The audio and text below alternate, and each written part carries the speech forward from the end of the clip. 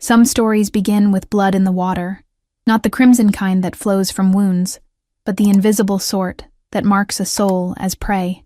Mara Ashworth had been bleeding that particular type of blood since the day she was born different, since the moment her wolf refused to bow when every instinct in her species demanded submission.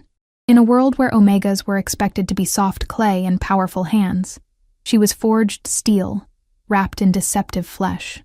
Where others saw weakness that needed breaking, she carried fire that refused to be extinguished, even when they tried to drown it in silver chains and clinical cruelty.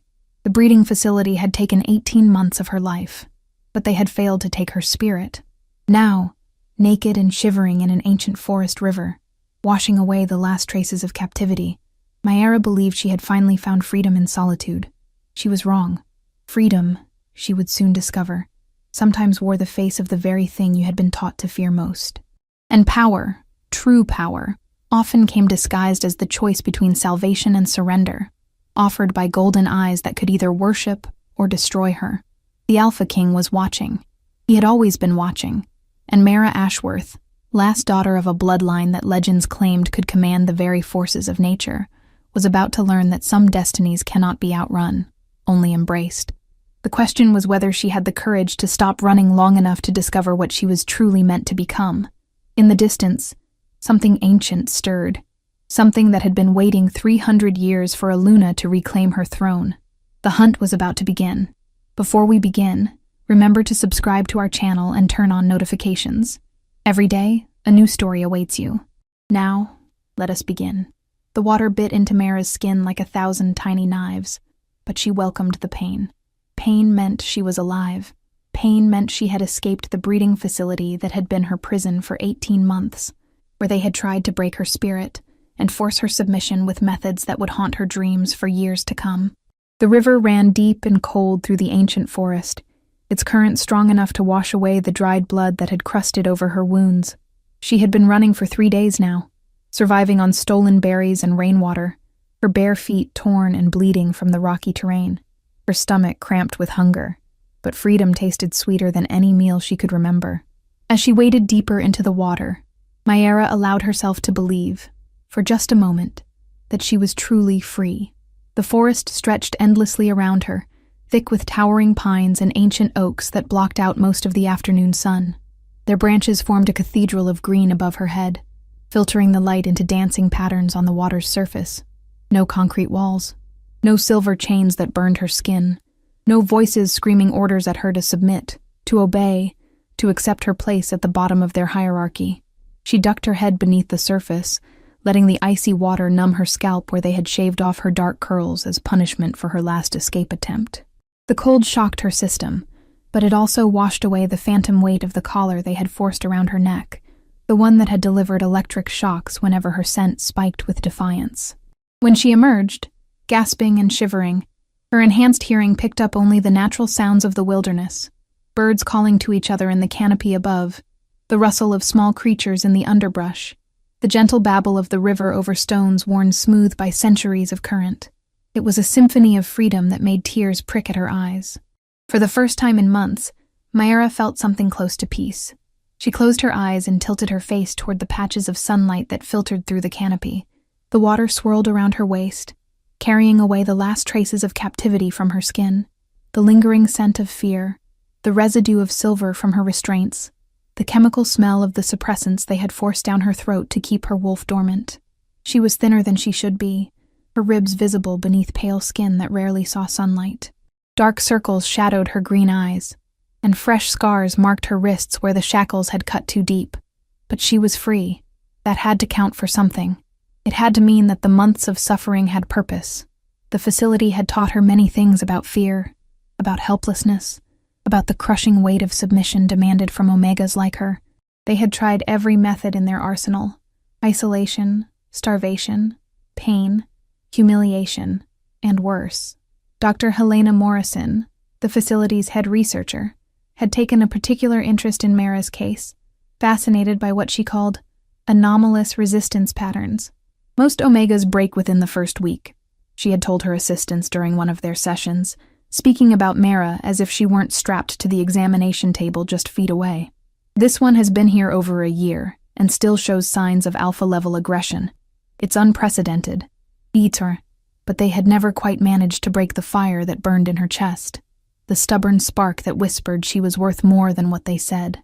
Even when they brought in alphas to force her submission through proximity and pheromones, even when they withheld food and water until she was delirious with need, something inside her had refused to yield.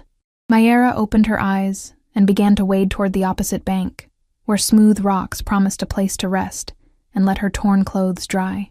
The water grew shallower with each step, lapping at her thighs, then her knees, until finally she was climbing out onto the sun-warmed stones that felt like silk beneath her damaged feet.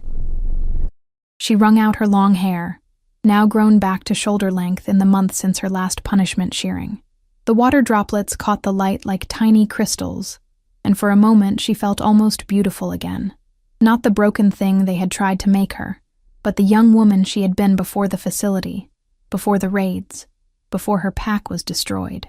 The memory of that night still burned fresh in her mind. She had been 17, barely past her first heat, when the enforcement squads came for her village. They claimed to be conducting routine welfare checks on unregistered omegas, but everyone knew what they really were: hunting parties looking for breeding stock. Her grandmother had hidden her in the root cellar, whispering ancient words of protection in the old language. "Remember what you are, little flame," she had said, pressing a silver pendant into Mara's hands. "Remember that our bloodline carries something they fear, something they want to contain. Do not let them extinguish your fire." But even grandmother's protections hadn't been enough. They found her 3 hours later, dragged her kicking and screaming from her hiding place while her village burned around them. She never saw her family again. For a moment, Mayra simply stood there on the rocks, naked and dripping, breathing in the clean forest air. Her body ached in a dozen places, some fresh injuries from her escape, others older wounds that might never fully heal. But she was alive. She was free. And for the first time since that terrible night, she allowed herself to hope that maybe, just maybe, she could find somewhere to belong again. That was when the atmosphere changed. The birds fell silent first, their cheerful songs cutting off mid-note as if someone had thrown a switch. Then the insects stopped their buzzing.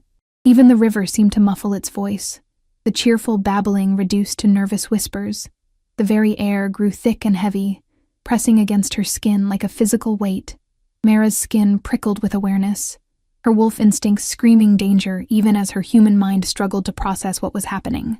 Her wolf, already weakened by months of suppressants and abuse, whimpered and tried to retreat deeper into her consciousness. Whatever was approaching, it was powerful enough to make even her damaged wolf cower in fear. Power, raw, ancient, overwhelming power was approaching through the trees. She spun around, her heart hammering against her ribs, water still streaming from her hair, and saw him. The Alpha King stood at the edge of the trees like a figure carved from shadow and starlight. Aurelian Blackthorn was taller than any man had a right to be, his broad shoulders filling the space between two massive pines. His presence seemed to bend reality around him, making the very air shimmer with barely contained energy. His dark hair fell in waves to his collar, and his golden eyes that every creature on the continent had learned to fear, were fixed on her with an intensity that made her knees weak.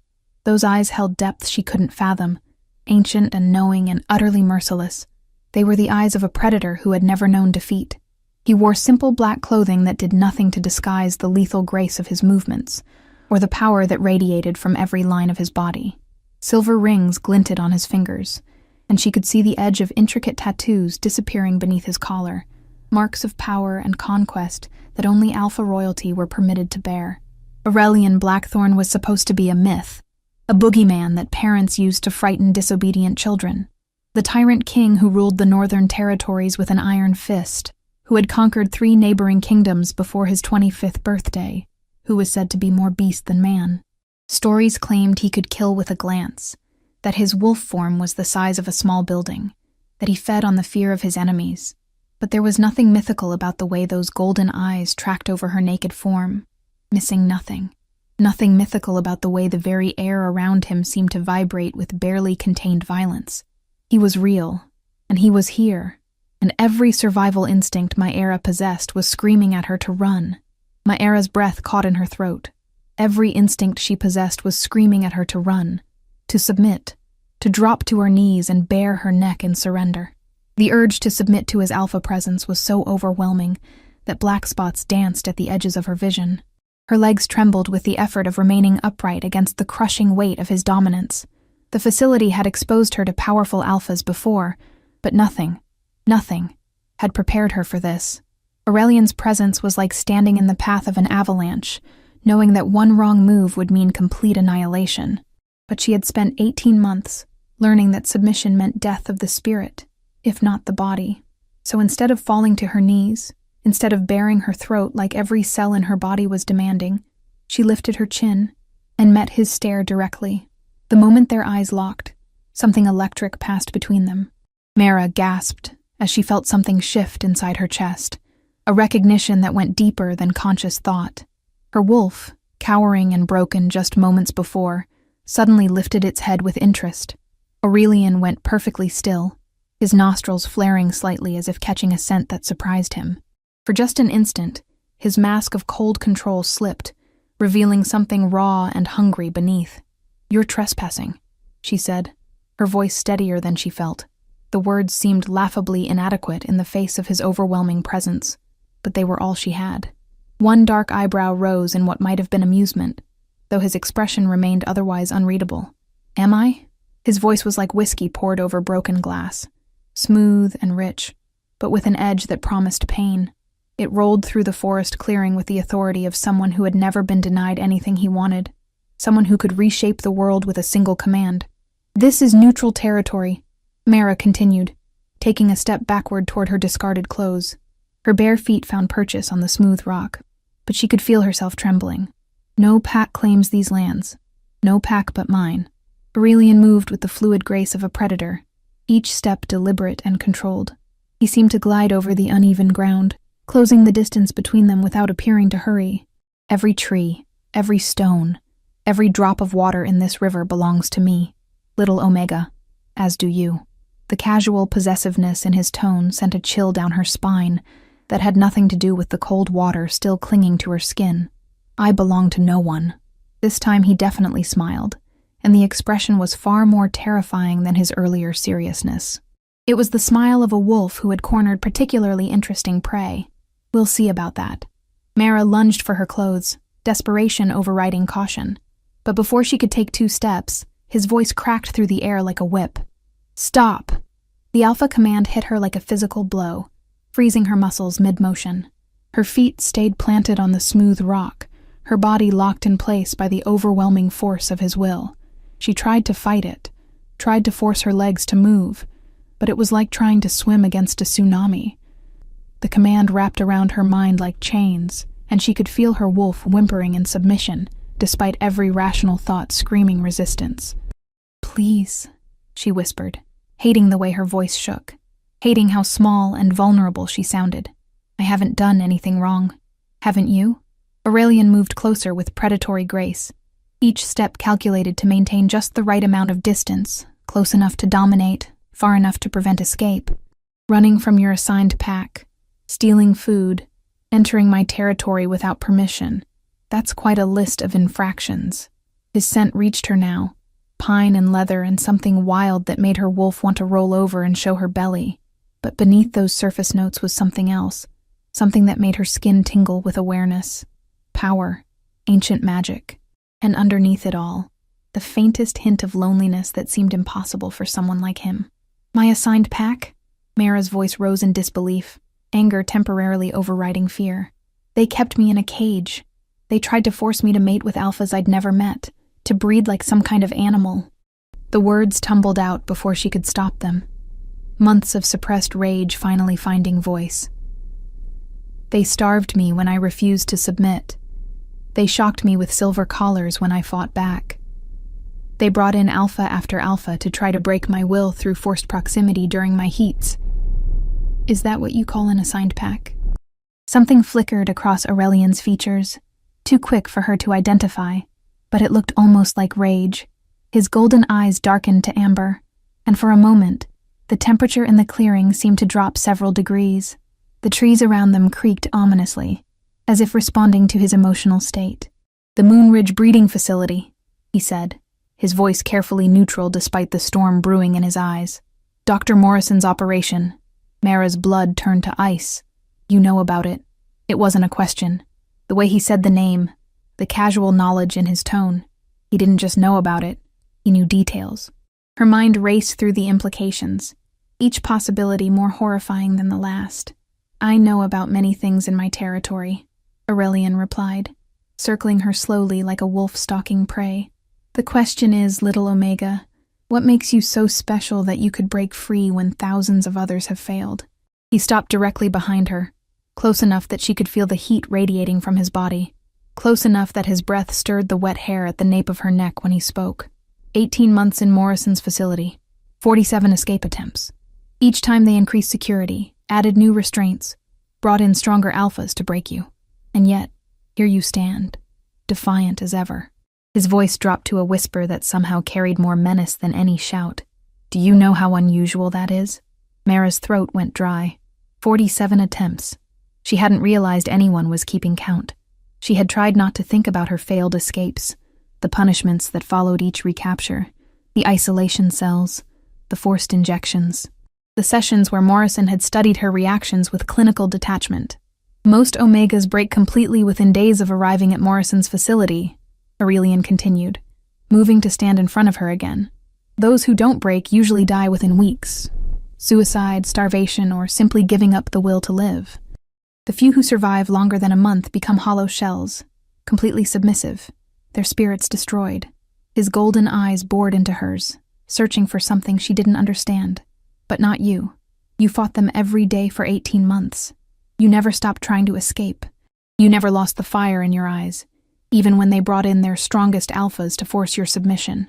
How do you know all this? The question came out as barely a whisper. Aurelian smiled, but there was no warmth in it. Because I've been watching you. The world seemed to tilt around Mara. What? Did you think your escapes were truly your own doing? He tilted his head, studying her reaction with scientific interest. The unlocked doors, the guard rotations that just happened to leave gaps in coverage, the supply trucks that were mysteriously delayed when you needed time to run. Did you think it was all coincidence? Mara's knees nearly gave out. Every escape attempt, every moment when she thought she had been clever or lucky, he was saying it had all been orchestrated, that her freedom had been an illusion. Why? The words scraped past her dry throat. Because you're exactly what I've been looking for. Aurelian reached out and caught a strand of her wet hair between his fingers, examining it in the sunlight. Tell me, do you know anything about your grandmother's bloodline? The question hit her like a physical blow.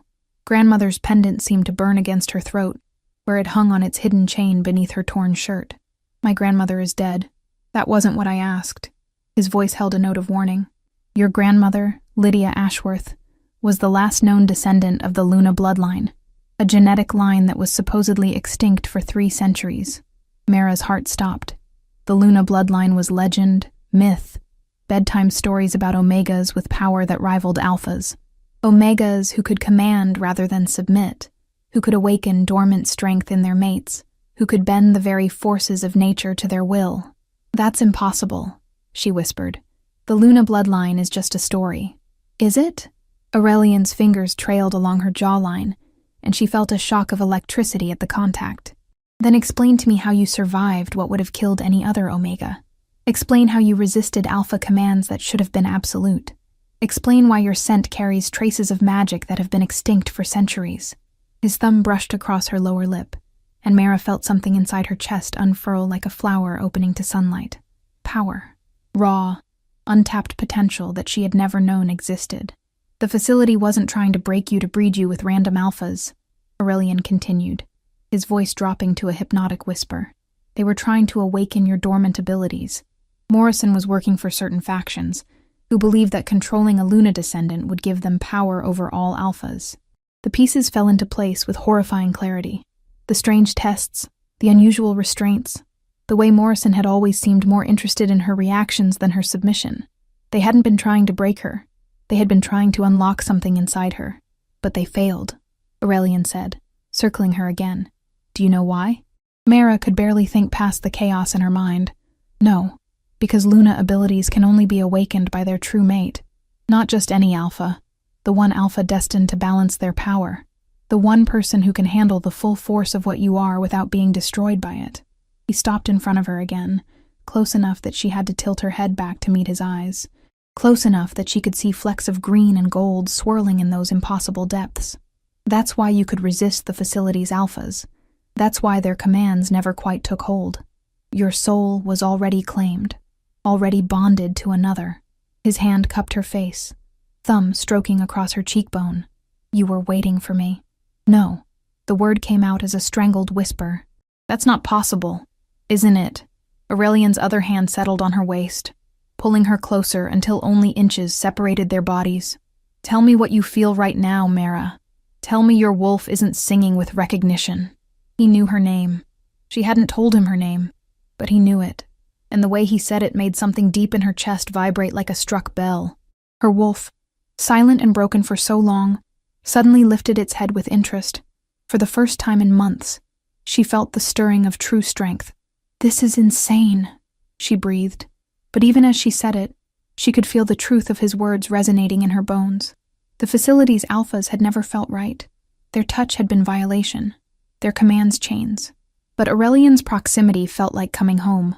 The first Luna Queen was bonded to an Alpha King, he continued, his thumb tracing patterns on her skin that seemed to ignite nerve endings she didn't know existed. Together, they ruled the greatest werewolf empire in history. She was his equal in power, his balance, his other half. When she died, he went mad with grief and destroyed their kingdom rather than let it continue without her. His eyes held hers, golden depths that seemed to see straight through to her soul. For 300 years, my bloodline has searched for another Luna. For 300 years, we have grown stronger but never complete, never whole. And you think She couldn't finish the sentence. I don't think, Aurelian said, his voice dropping to barely above a whisper. I know. The moment I caught your scent, the moment our eyes met, I felt the bond snap into place. Can you feel it, Mara? Can you feel the pull between us? She could. God help her, she could feel it. A golden thread connecting her chest to his, growing stronger with every second they remained in contact. It terrified her. After months of fighting for autonomy, for the right to control her own body and choices, the idea of being bound to anyone felt like another kind of prison. I won't be caged again, she said, trying to pull away from his touch. I won't be controlled or owned or used, not even by you. But Aurelian didn't release her. Instead, he stepped even closer, until her bare chest was almost brushing against the fabric of his shirt. Luna Queens were never caged, little flame. They were revered, worshipped, treated as goddesses among mortals. The pet name made her breath catch. Little Flame, the same words her grandmother had used, spoken in the same tone of protective affection. But you're not ready yet, he continued, his hands sliding up to frame her face. Your power is still locked away, still dormant. It will take time to awaken fully, time to learn control. And until then, you're vulnerable to those who would use you. Like Morrison, Mara whispered. Morrison was a fool who didn't understand what she was dealing with. But there are others, vampires, witches, rogue alpha packs, who know exactly what a Luna descendant represents. They will hunt you across continents for the chance to claim your power. His thumbs brushed away tears she hadn't realized were falling. You cannot run forever, Mara. You need protection. You need someone strong enough to stand against those who would hurt you. And that someone is you. She tried to inject skepticism into her voice, but it came out breathless instead. Aurelian smiled, and for the first time it held genuine warmth. I am the most powerful alpha in existence. My territory spans 3 continents. My wolves are loyal unto death. My enemies fear even the mention of my name. His voice softened. And I would burn the world to ash before letting anyone harm you. The intensity in his voice, the absolute conviction, made something flutter in her chest. But fear still clouded her judgment. What if I don't want this? What if I choose to keep running? Then I will follow, he said simply. Across oceans, through enemy territory, to the ends of the earth if necessary. You are mine, Mayra, just as I am yours. Fighting it will only cause us both pain. I need time, she said desperately. I need to think. Time we don't have. Aurelian's expression darkened. Morrison's facility was raided 3 days ago. Her research files were stolen. By now, every supernatural faction on the continent knows what you are and where you were last seen. Chimera's blood turned to ice.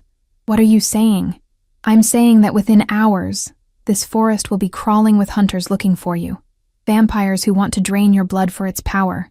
Witches who want to bind your abilities to their own. Rogue alphas who think they can force a bond through violence and claim your strength.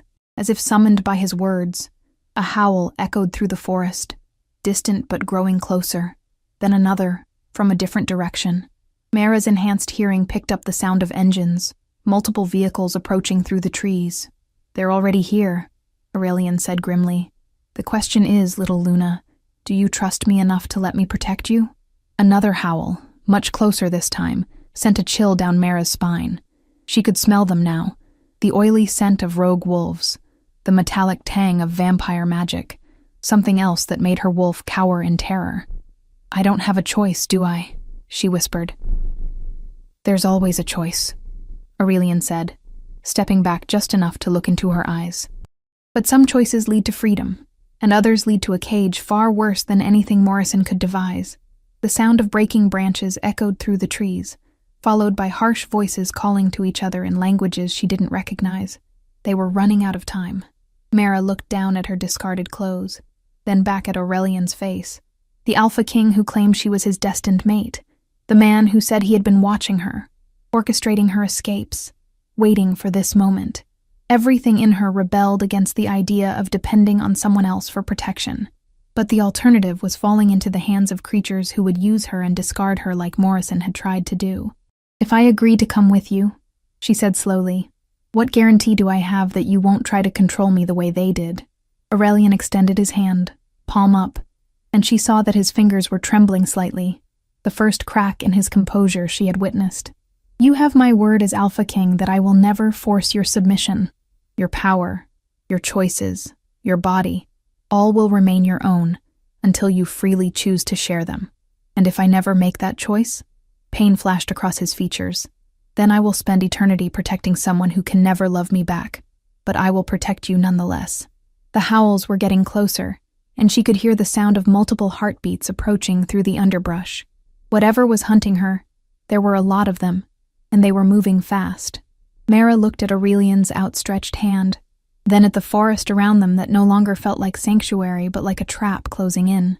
She thought of her grandmother's words, of the pendant still warm against her throat, of 18 months of fighting for the right to make her own choices. This felt like the most important choice she would ever make. Taking a deep breath, she placed her hand in his. The moment their skin touched, power exploded through the clearing like lightning. Trees creaked and swayed despite the lack of wind. The river's current quickened, and somewhere in the distance, she heard the sound of their pursuers stumbling as the very ground shifted beneath their feet. Aurelian's eyes blazed gold as he pulled her against his chest. Hold tight, little Luna. We're going home. Before she could ask what he meant, the world dissolved around them in a whirlwind of shadow and starlight. The world reassembled itself in fragments. Stone walls carved with ancient runes, tapestries that seemed to move in peripheral vision, the scent of wood smoke and something indefinably magical. Mara's knees buckled as reality solidified around her, and Aurelian's strong arms were the only thing keeping her upright. Teleportation takes some getting used to, he said softly, his breath warm against her ear. The disorientation will pass. Mara blinked hard, trying to clear the stars from her vision. They were standing in what could only be described as a throne room, but unlike anything she had ever imagined.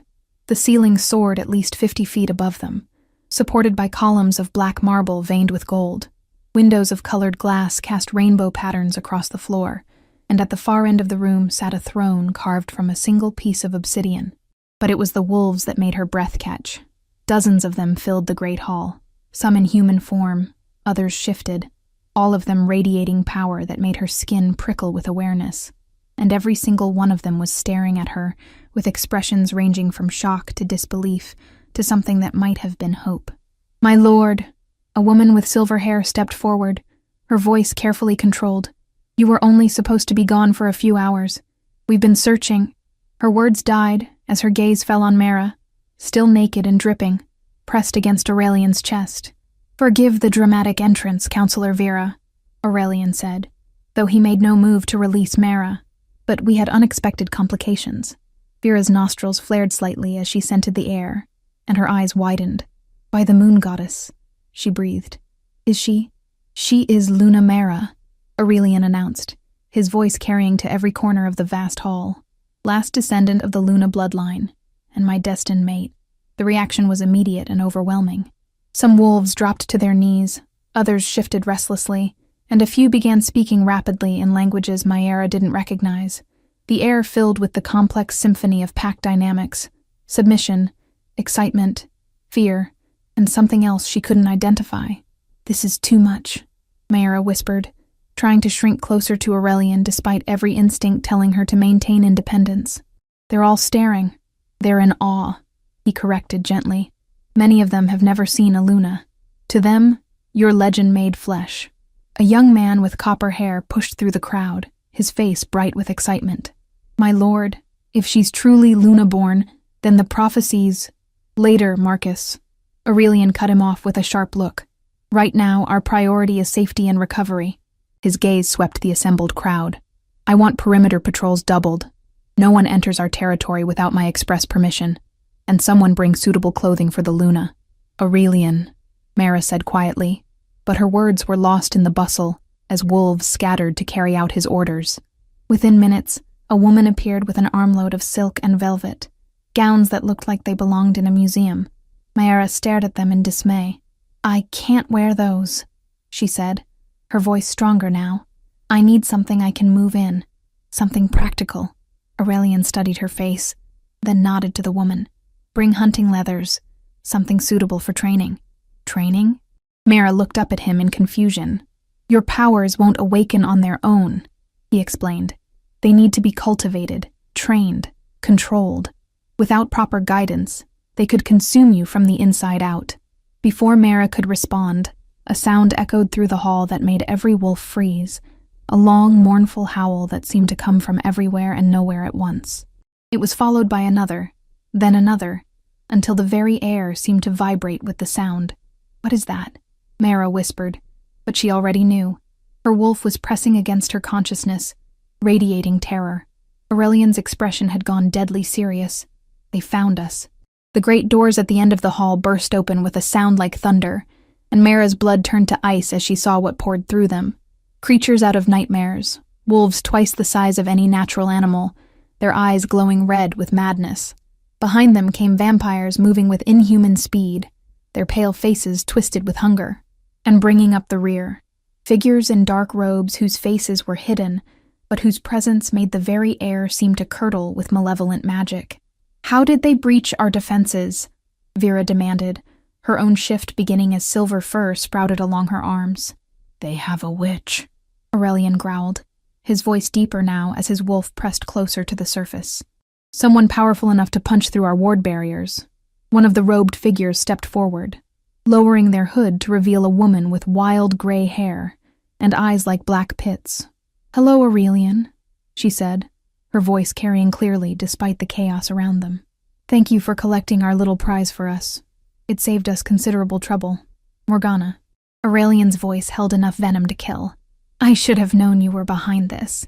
The Council of Shadows has been very patient, Morgana continued, ignoring the snarling wolves surrounding her as if they were mere annoyances.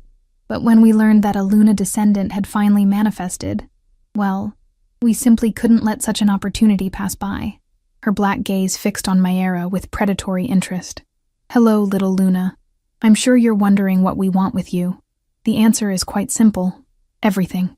Your power, your blood, your very essence. We're going to drain every drop of magic from your veins and use it to reshape this world.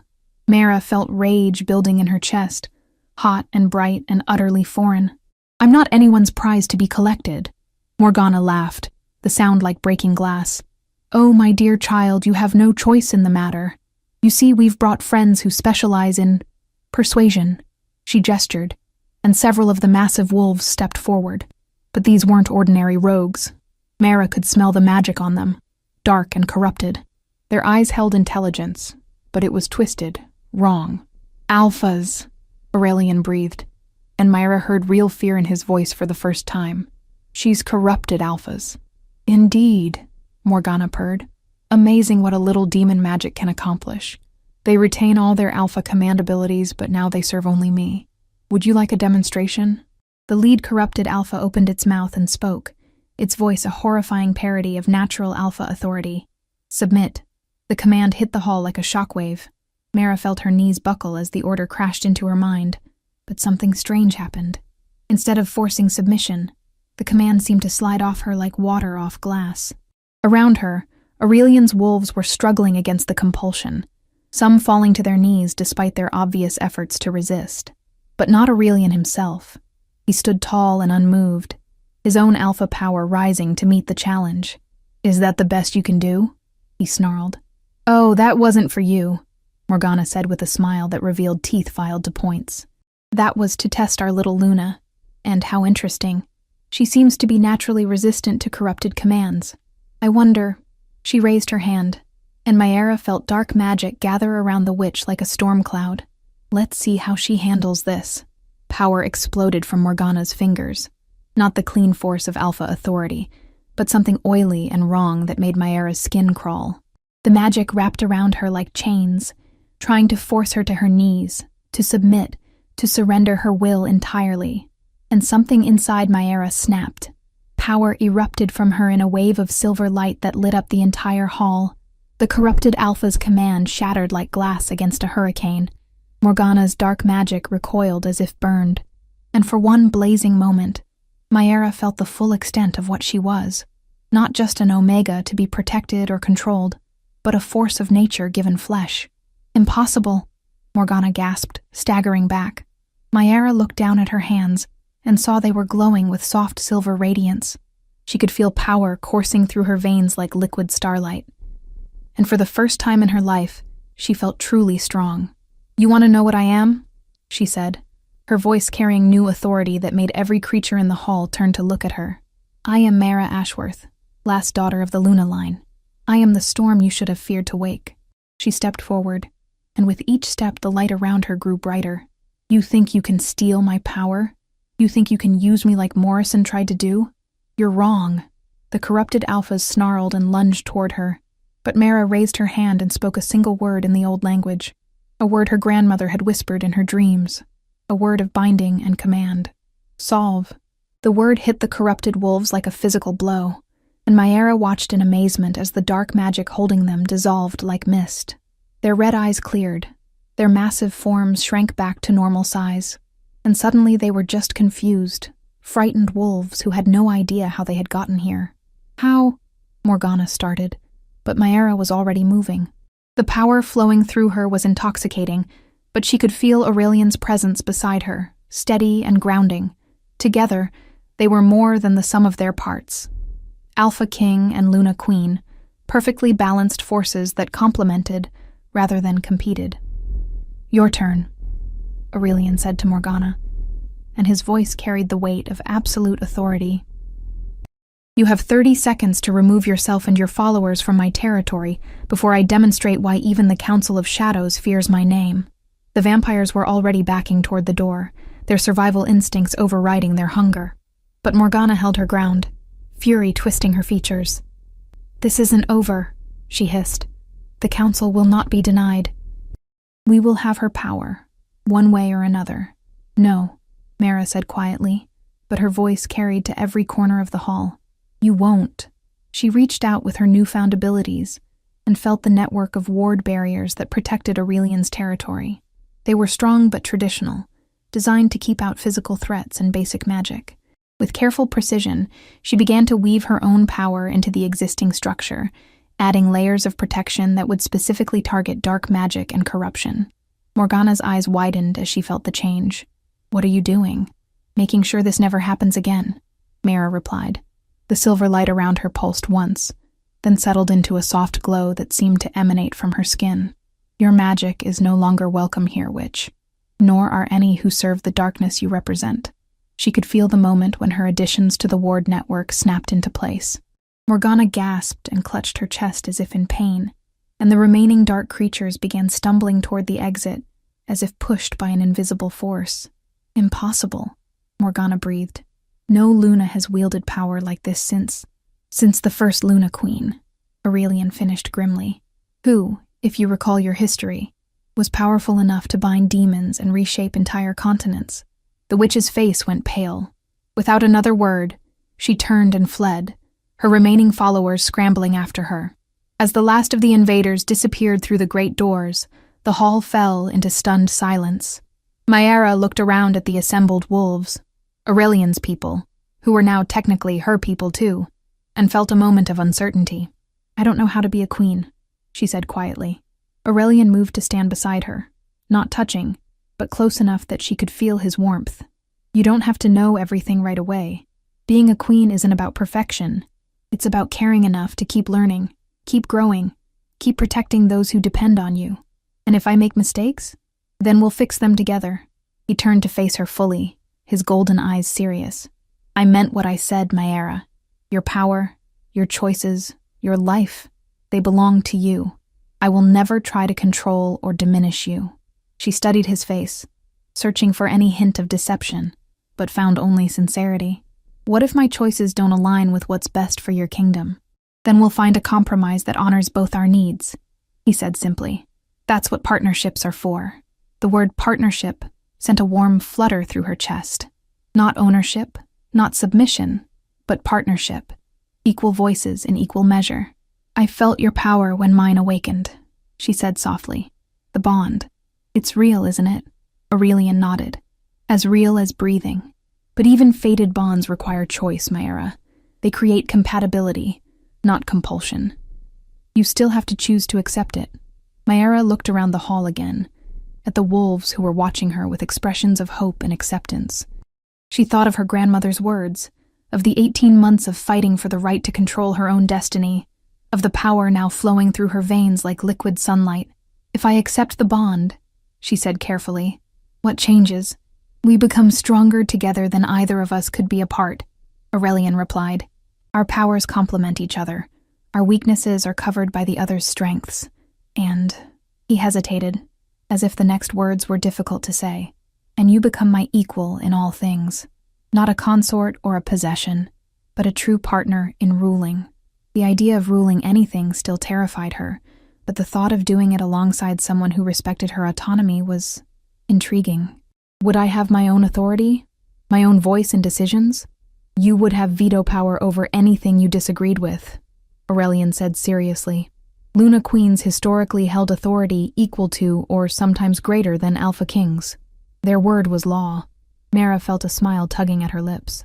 You're really willing to share power with someone you've known for less than a day. I've been watching you for 18 months, he reminded her gently. I've seen your courage, your compassion, your unwillingness to break even under the worst circumstances. I've seen you protect others at cost to yourself, fight for what's right even when it seemed hopeless. If those aren't the qualities of a queen, I don't know what are. The warmth in his voice, the absolute conviction, made something tight in her chest finally loosen. For the first time since her grandmother's death, someone was seeing her not as broken or defective, but as exactly who she was meant to be. There's something else, Aurelian continued, his voice dropping to a more intimate tone. The bond creates emotional and mental connection, but it doesn't override free will. You'll be able to feel my emotions and I yours, but neither of us can control the other's thoughts or actions. That sounds... Maera considered the implications. Actually comforting. I've been alone in my head for so long. You'll never be alone again, he promised. Not if you don't want to be. Mo. Maera closed her eyes and reached out with her newfound abilities, feeling the golden thread that connected her to Aurelian. It pulsed with warmth and strength, and something that felt remarkably like home. 18 months ago, I thought my life was over, she said softly. I thought I'd lost everything that mattered. And now? She opened her eyes and met his gaze. Now I think maybe losing everything was necessary to find what I was really meant to have. Without breaking eye contact, she reached out and took his hand. The moment their skin touched, the bond between them flared bright enough to make the assembled wolves shield their eyes.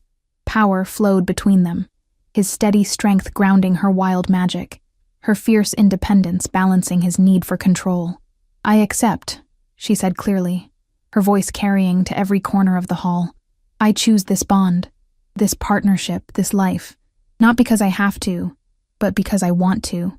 The The golden thread between them solidified into something unbreakable, and Myra felt the last of her barriers crumble away. She could feel Aurelian's emotions now. Love so deep it took her breath away. Protectiveness that would move mountains, and underneath it all, a loneliness that mirrored her own finally being healed. "My Luna," he whispered, bringing their joined hands to his lips to press a gentle kiss to her knuckles. "My equal, my partner, my heart." Around them, the wolves began to howl, not in threat or warning, but in celebration. The sound rose and spread, carrying through the castle and out into the territory beyond, announcing to all the world that their king was no longer alone. "What happens now?" Myra asked, though she was smiling as she said it. Aurelian grinned, and the expression transformed his entire face from intimidating to breathtaking. "Now we have a kingdom to run, powers to master, and probably a dozen crises to handle before dinner." "Sounds perfect," Myra said, and meant it. For the first time in her life, she wasn't running from her destiny. She was running toward it. And she wasn't running alone.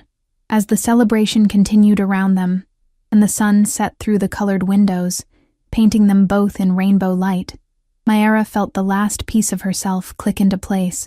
She was no longer the broken girl who had fled the breeding facility. She was no longer the frightened Omega hiding in the forest. She was Luna Queen Myra, partner to Alpha King Aurelian, protector of their people, and guardian of the ancient magics.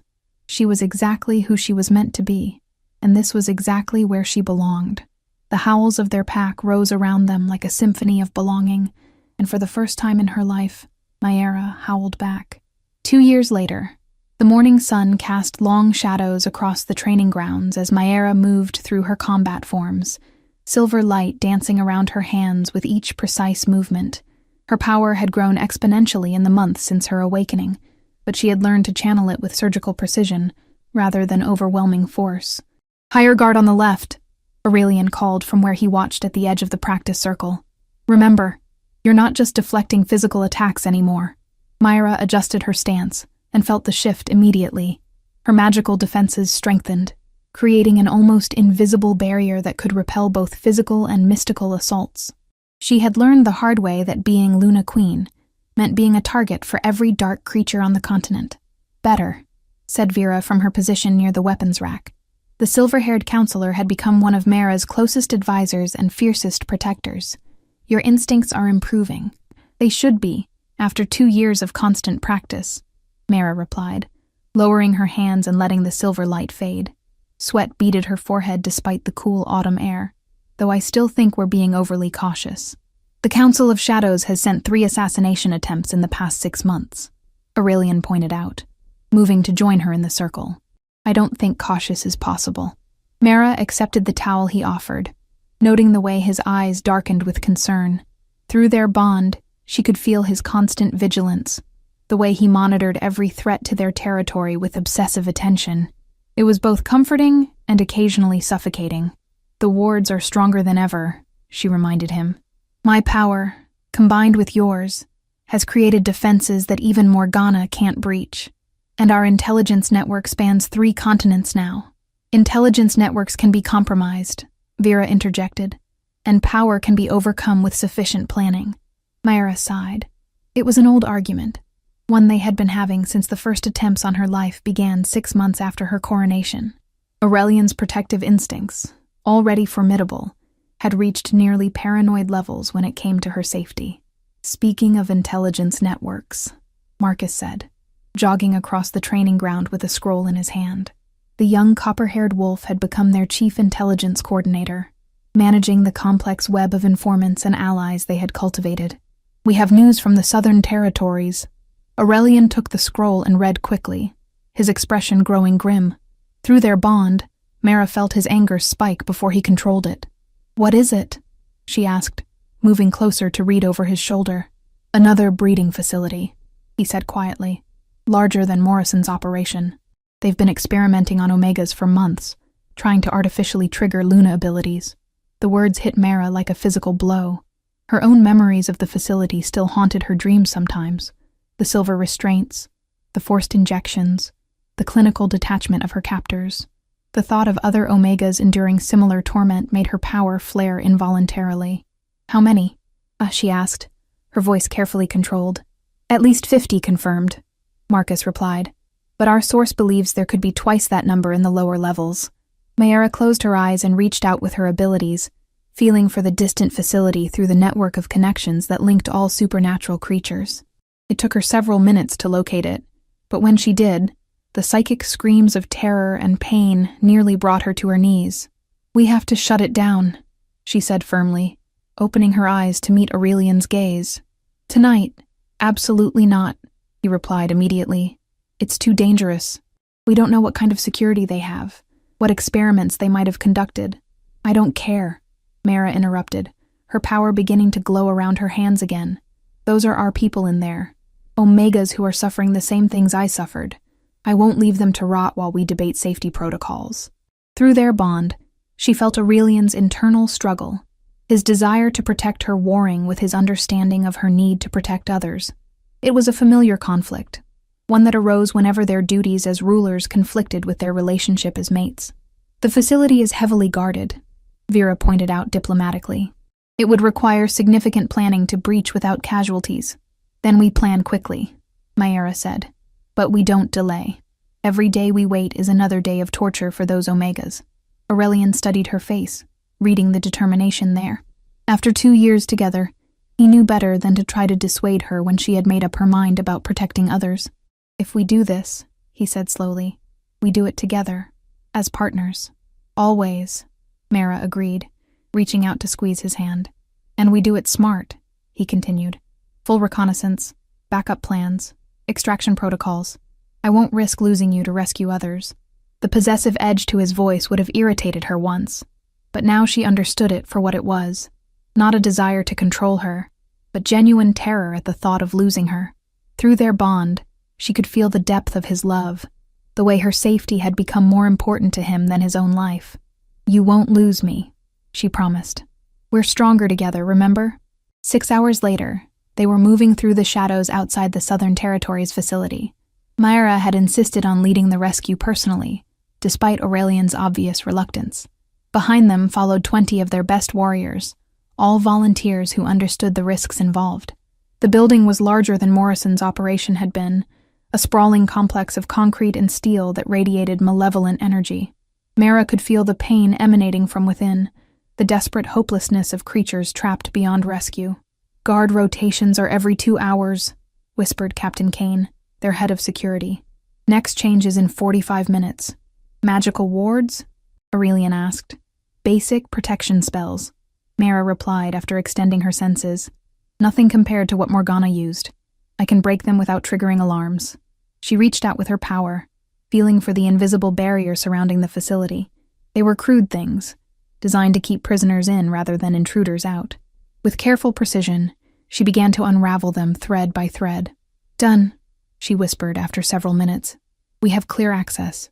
They moved like ghosts through the facility's corridors, Mayra's power masking their scent and sound.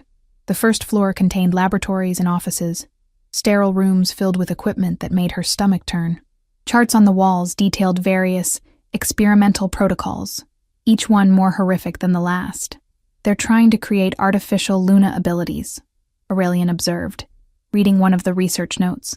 "Injecting Omega subjects with concentrated alpha blood, exposing them to dark magic, forcing traumatic bonding scenarios." "Monsters," Vera growled softly. They found the first holding cells on the second floor. Myra's heart broke as she saw the conditions. Tiny concrete boxes barely large enough for a person to lie down, silver bars that would burn any shifter who touched them, the overwhelming stench of fear and despair. But the cells were empty. "Where are they?" Marcus whispered. Mayra extended her senses again, searching for the life force signatures of terrified Omegas. She found them 3 floors down, in a sub-basement that reeked of suffering.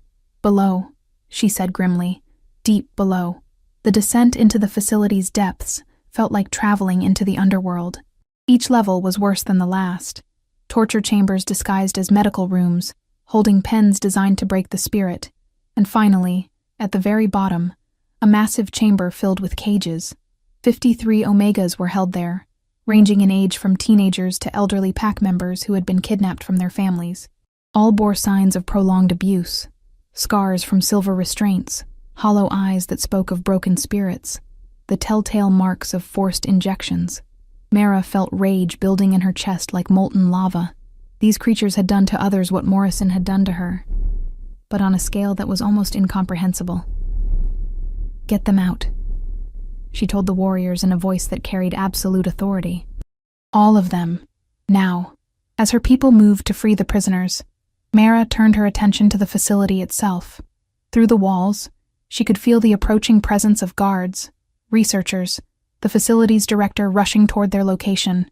They had perhaps minutes before the rescue became a battle. She made a decision that would have terrified her 2 years ago. Placing her hands against the nearest wall, Mayra poured her power into the building's structure. Not to destroy, that would risk harming the prisoners, but to transform. Silver light flowed through the concrete and steel, seeking out every piece of equipment used to torture Omegas, every restraint designed to cause pain, every weapon meant to enforce submission.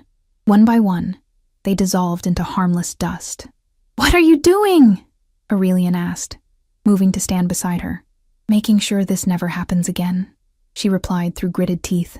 Her power was growing stronger, spreading through the facility like living light.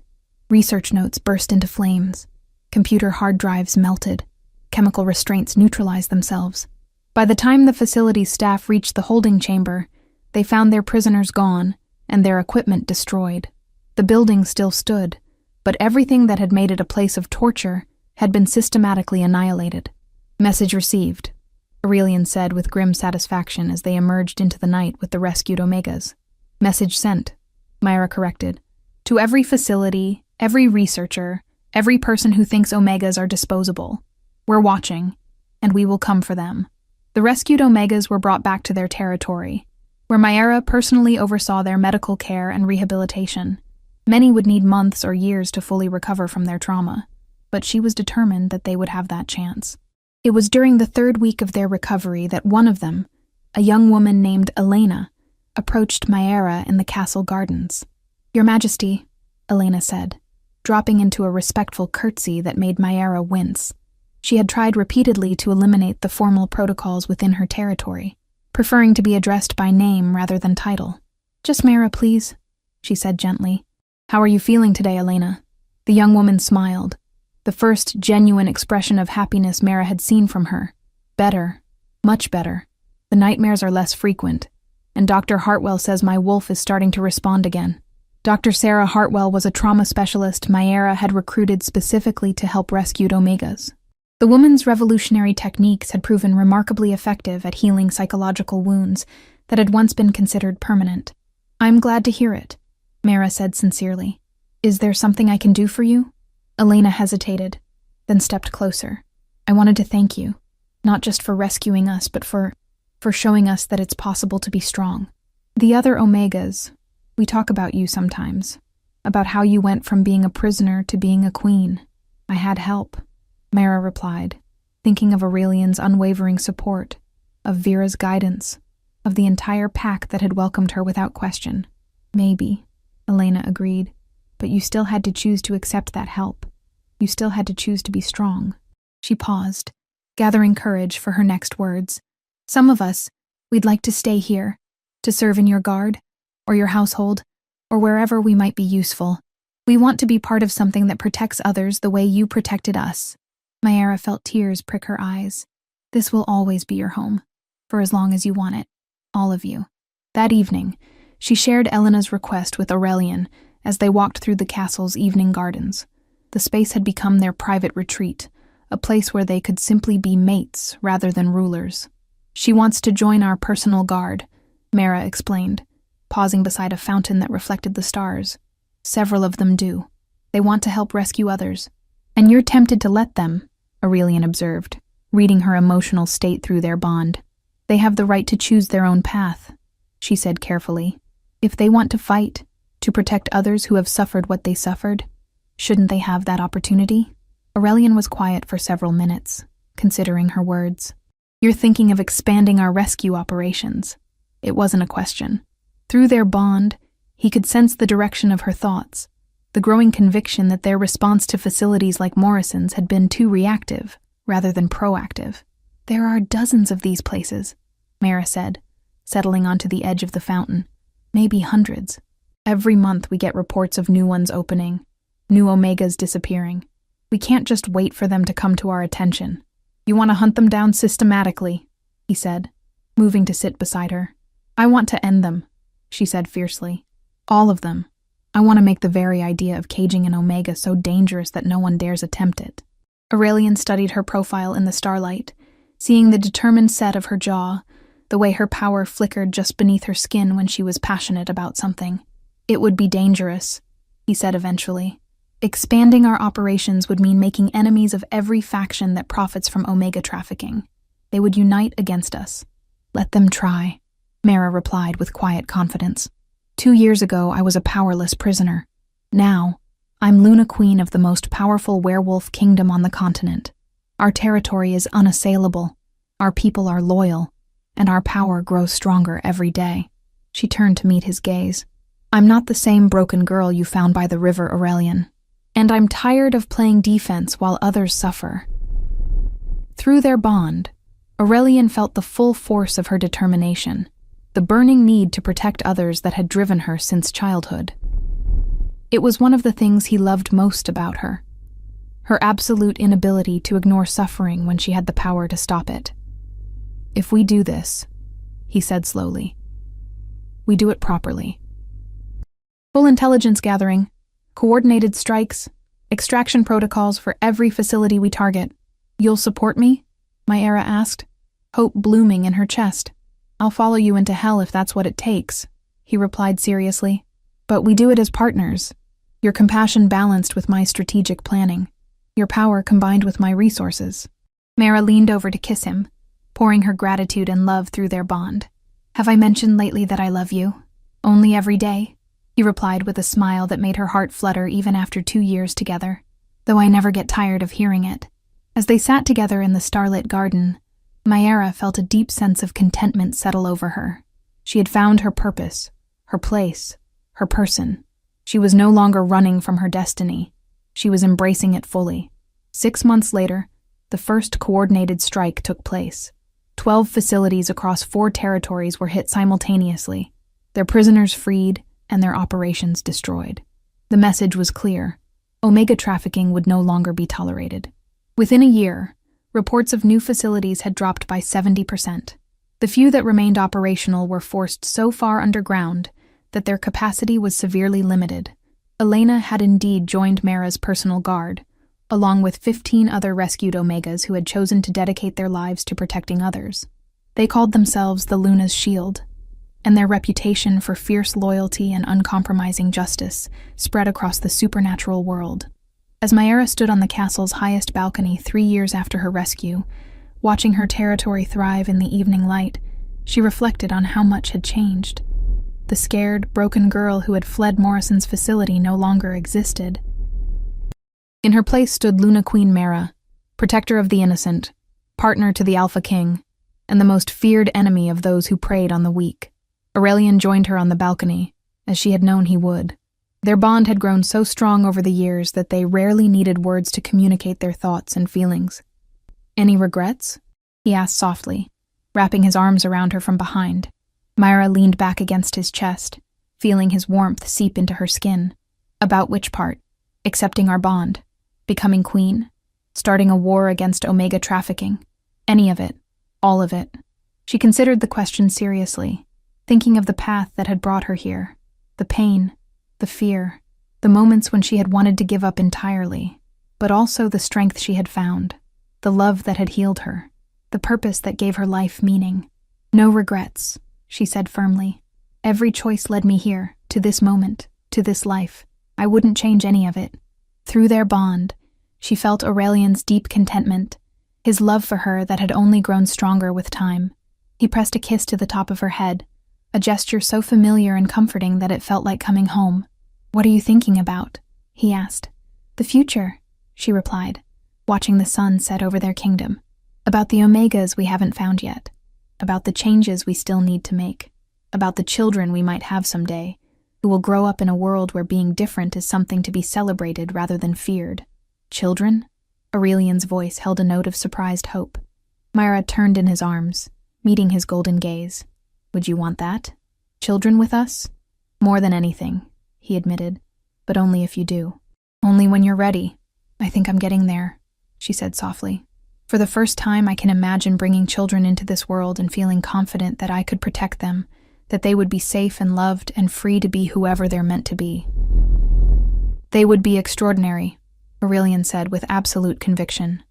How could they not be, with you as their mother? Mara smiled, feeling a warmth spread through her chest that had nothing to do with their bond, and everything to do with the future she could finally envision, a future filled with love and purpose, and the quiet satisfaction of knowing she had used her power to make the world a better place. As the stars appeared overhead and the sounds of their thriving kingdom drifted up from below, Myra reflected on her grandmother's words from so long ago. Remember what you are, little flame. She finally understood what her grandmother had meant. She wasn't just Mara anymore. She was Luna Queen, protector of the innocent, partner to a king, and guardian of hope for every Omega who had ever been told they were powerless. She was exactly what the world needed her to be, and this was exactly where she belonged. The howl that rose from the territory that night was different from the ones that had come before, not a sound of celebration or warning, but of deep, abiding peace. It was the song of a pack at harmony, led by an alpha king and Luna Queen who ruled not through fear or force, but through love and justice. It was the sound of home. If you enjoyed this story, a like or comment really helps. And if you wish to hear more tales like this one, make sure you subscribe so you never miss the next tale.